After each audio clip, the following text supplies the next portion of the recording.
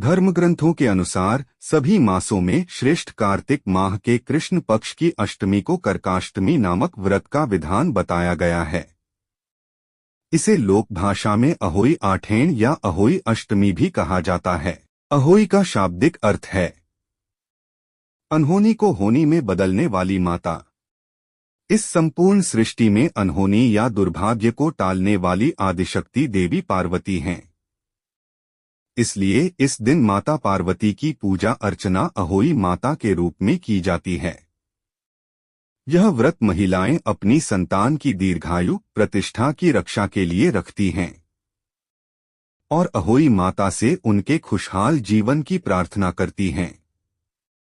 धार्मिक मान्यता है कि अहोई अष्टमी के दिन विधि विधान से किए गए व्रत के प्रभाव से माता और संतान दोनों के जीवन में सुख समृद्धि आती है एवं उनकी कुंडली में 9 ग्रह भी अनुकूल हो जाते हैं।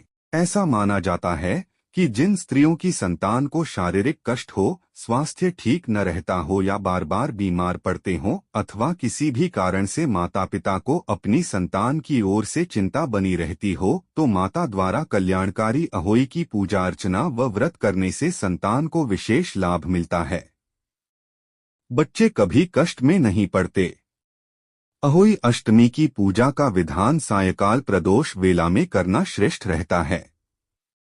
दिन भर उपवास रखने के बाद संध्या काल में सूर्यास्त होने के उपरांत जब आसमान में तारों का उदय हो जाए तभी पूजा आरंभ करें और रात्रि में चंद्रोदय होने पर चंद्रमा को अर्घ्यदान करना चाहिए। कथा के अनुसार प्राचीन काल में एक साहूकार के 7 बेटे थे।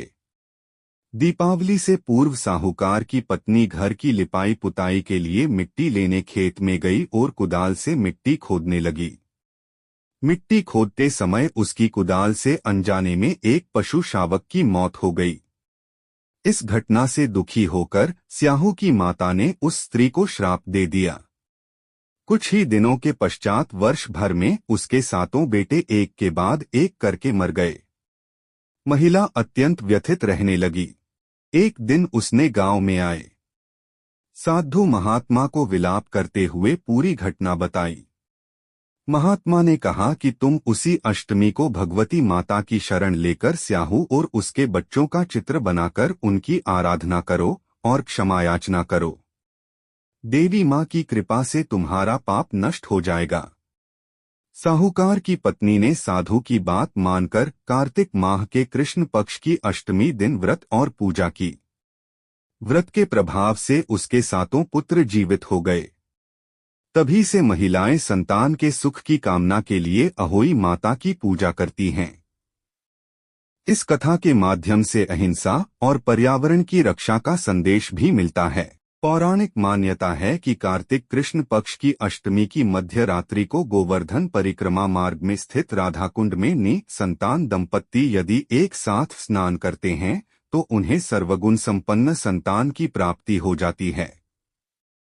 ब्रह्मा पुराण व गर्ग संहिता के गिरिराज खंड के अनुसार वृंदावन में महारास के बाद भगवान श्री कृष्ण ने राधा जी की इच्छानुसार उन्हें वरदान दिया था कि जो भी दंपत्ति राधा कुंड में इस विशेष दिन स्नान करेगा उसे संतान की प्राप्ति होगी। शास्त्रों में उल्लेख है कि श्री कृष्ण और राधा ने मध्य रात्रि स्नान करने के बाद महारास रचाया था। ऐसा माना जाता है कि आज भी कार्तिक मास के पुष्य नक्षत्र में भगवान श्री कृष्ण मध्य रात्रि तक राधा जी और उनकी सखियों के साथ महारास रचाते हैं और यह प्रथा द्वापर युग से चली आ रही है।